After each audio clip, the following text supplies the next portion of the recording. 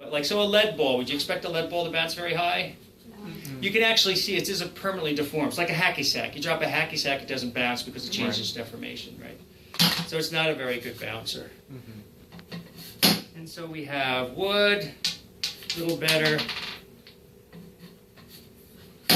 Plastic, a little better.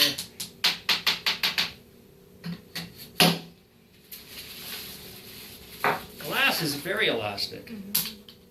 That's my best one. And then here's something I would have not thought, but I have two balls of the same material, stainless steel, a big one and a small one. Do you think there'll be much difference in how high they bounce? No. I would have thought so, right? That's what I would have thought. Okay, so you see it that way.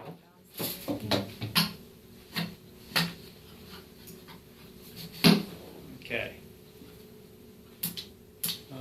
So it turns out that there's a disproportional amount of energy goes into heat and deformation with the larger impact.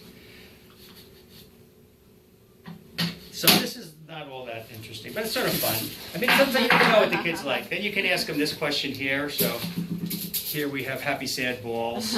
So they're both made of, polymer.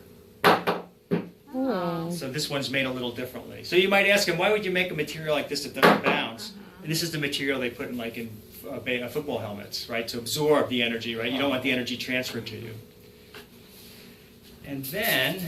So those are made from different materials? Yes. Okay. Yes.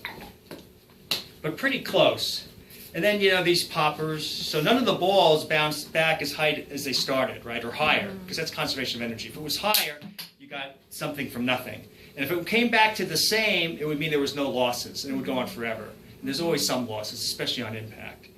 So then, they get the idea that nothing bounces higher than when you start from, but then these guys do because you put the elastic energy in, which you get back.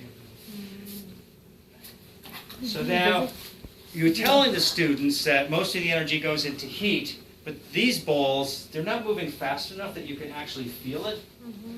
Domingo, can I have a piece of paper? Yeah.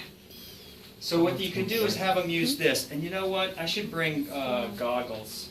Sometimes the paper flares up a little. Once I've gotten a little girl's eye. She didn't like it. So if you can hold this. Okay, so Put your what I'm going to do, You got glasses on, okay. give it a smell. Oh, yeah, that's Smell. Yeah, you smell it? What am I doing? So you can burn it just doing that. So it's those balls, they fall at the same rate, but they bounce higher than the different. Oh, say again? So the balls, right, all the balls, they all fall at the same rate. Yeah, because you drop it from the same height with zero but they bounce velocity. differently. Yes, that's called. Gravity would dictate that they fall at the same rate, but right. No, they'll all. They'll bounce differently, mainly because of the physics of the impact. Right. You can almost forget about air for these things, so they're all pretty much falling at the same speed when they hit. Oh yeah. But depending on the material they hit and the material they're made of. Okay. And actually, that was a term by Newton, coefficient of restitution. It's just sort of how much you get back. So I'm going to do the same thing now with aluminum, right? Remember what happened with the paper. So what happened to me, I'm in a class, and I'm passing these around because I'm sort of cavalier about this. And they're hitting everything. Somebody had a banana they hit. And then this one kid comes to me, Dr. Jim, why can't I get this